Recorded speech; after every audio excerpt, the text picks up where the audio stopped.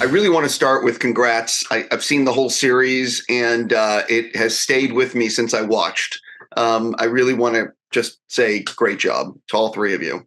Thank you so much. Thank you. So there's like a million things to talk about, but I'm curious, how long did it actually take from when you decided to make this to write these episodes? Because the ambition that is on display and the scale and scope of this series is really, really hard to pull off. You think this had been percolating inside of me for a very long time, certainly at least since An Inconvenient Truth, where I felt like, okay, this is what a documentary can do. But as a scripted storyteller, I felt there was more to explore.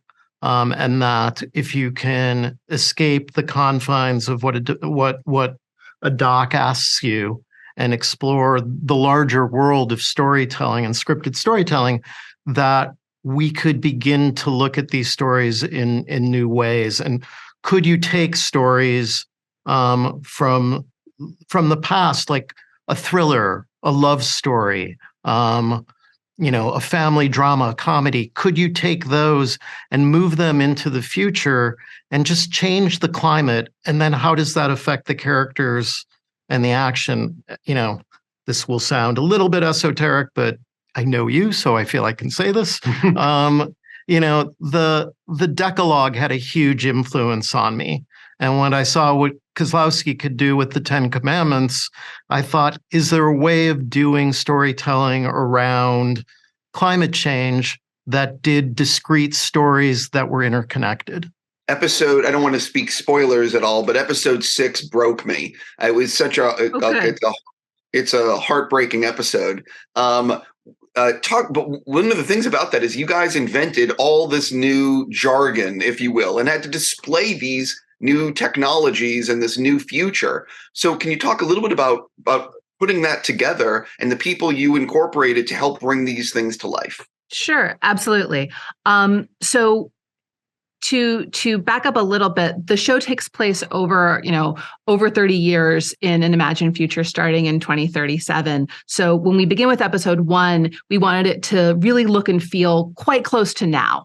It was important to us that it wasn't technologically alienating, that people weren't just moon boots and space cars, that it felt, close to home. But as time goes on, we get farther from the present day. And so the technology and the future get a little farther from what we're doing right now. So by episode 6, we had the freedom to really go kind of in some fun and crazy directions, imagining potential futures because of how bad climate change will be, how bad the effects of it will be, and what that'll do to human relationships. So Sarah Nolan, who wrote that episode, really used her own imagination to invent these ways that people might relate to each other and think about love and loss and connection, and how people find connection, how people find authenticity in a world with so many screens and so many gig workers. And I really think we were able to create an imagined future that is starting to feel a little bit further from, just around the corner, but you can see the threads that connect it to what we're all going through today. And this show put together both an amazing group of experts, both on climate, on technology. We were fortunate to bring our production designer. He was brought on earlier in the process, so there was a whole period where we generated a lot of concept art around this, so that this was meant to be an exciting vision of the future. Not every story, the stories are light and dark and tackle tough stuff, but we were consciously wanted it to be an original and unique look at the possible future we might live in, and one that's immersive. And so the audience can, it's a big, vast journey over the 8 episodes, and we wanted them to be able to sit and truly enter this world, the world that Scott and Dorothy created. And that was anyway. So that it was there was a lot of intention behind it. I would imagine, as you guys mentioned, you spoke to many different leaders to get the data to sort of incorporate into the series. What do you actually wish more people knew that from what you learned to what sort of like, do you know what I mean? Like, I'm sure you learned a lot of different things. What do you wish more people knew that you have now been told? I wish more people knew how much power they have to impact what the future is going to look like.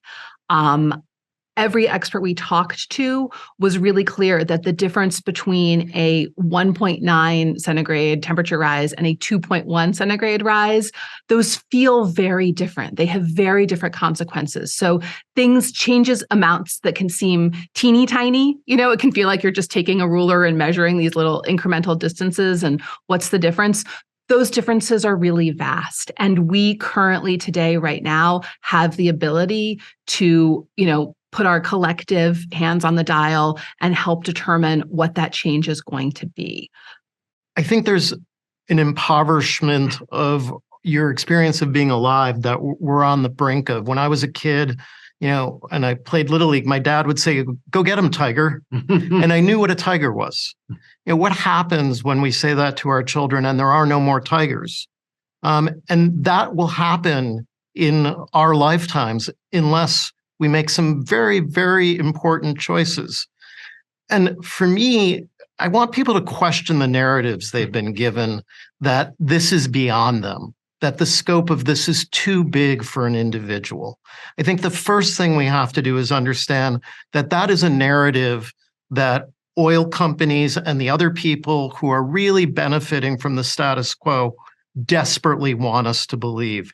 When we get asked questions about, well, gee, did you take a plane to that interview? Aren't you a hypocrite? Well, to some degree, these are the choices we have. And to dismiss someone and their participation and their passion because their choices don't allow for them to really express what they wish the world could be is a kind of paralysis we've got to overcome. And I feel like the show, if it does only that, if it begins to make people question the narratives they're walking around with by exploring other ones, that would be amazing. And look, that's what all of the movies about the Vietnam War did for me when I was growing up.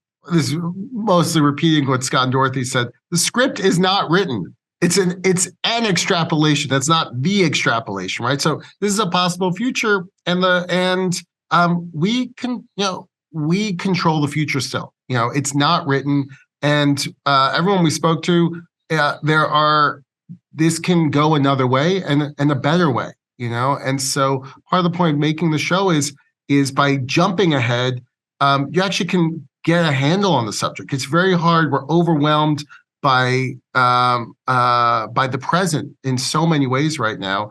And so by getting a little outside of it, a glimpse into the future, hopefully it gives people an understanding of what's of the subject, of their own role in it, what it means to them, and there's still a positive future available to us. One of the things is I think it's very easy to, when you see on the news, someone talks about oxygen tanks in the future, it's one thing, but when you actually see it depicted on actors, I have to wrap, but just real quick, talk a little bit about the fact that something like this can actually hopefully impact real people by seeing it rather than just hearing about it. Yeah, I think what the show does at its best is it shows you what does climate change feel like.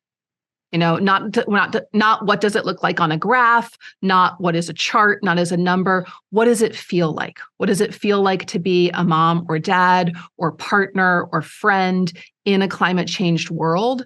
And that is what we wanted everyone to have a glimpse of, is the internal emotional life that people are going to go through, that all of us, this is a near future. We're all going to go through. What does it feel like? What is it emotionally to go through that experience? On that note, I need to stop. I'm just going to say seriously, congrats. And I really hope a ton of people watch this.